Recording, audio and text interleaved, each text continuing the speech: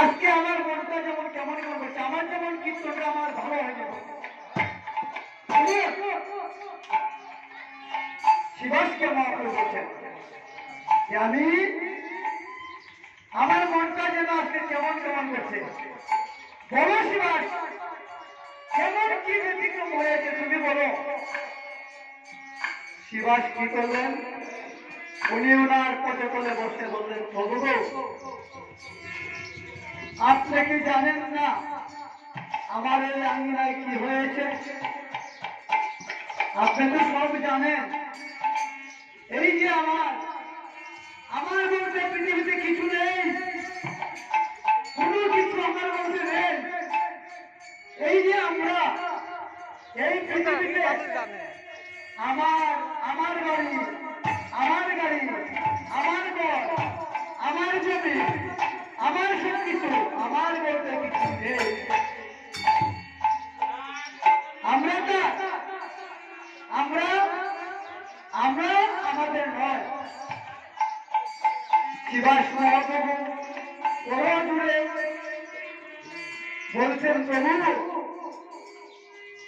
এইদিকে মানুষ যদি বলছেন যে আমি আমার নিজের স্বর্ণের অলঙ্কার আমার স্বামীকে দিয়ে এই মহাযজ্ঞের আয়োজন আমি করেছি, আমি কি আমি এখন অপরাধী আসছি। আমার 5 বছরের ভিতর আমার কুলদেবীর মহাপ্রভু হরণ করে নিলেন।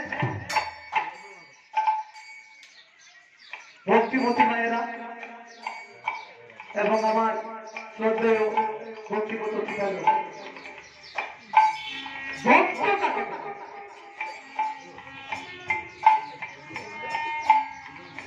মহাপ্রভু সঙ্গে সঙ্গে বলছেন, আমি তোমার বাড়িতে যাবো। কীর্তন মানে কীর্তন অনেক হয়েছে। মহাপ্রভু বলছে বাড়ি, মহাপ্রভু আজ আমার বাড়িতে যাবে, না আমি তোমার বাড়িতে যাবো।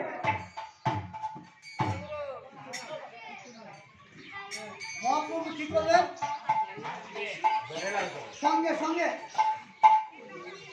শিবাস মহাপ্রভুর বাড়িতে গেলেন। গিয়ে যখন দেখলেন যে ওনার যে 5 বছরের সন্তান, যে প্রভু আমার যে এই 5 বছরের সন্তান গোপাল সে তো মারা গিয়েছে। মহাপ্রভু বললেন যে দেখো এই যে শিবাসন এই তার 5 বছরের ছেলে গোপাল মারা যাওয়ার পর মহাপ্রভু উনি তো সব কিছু করেছেন।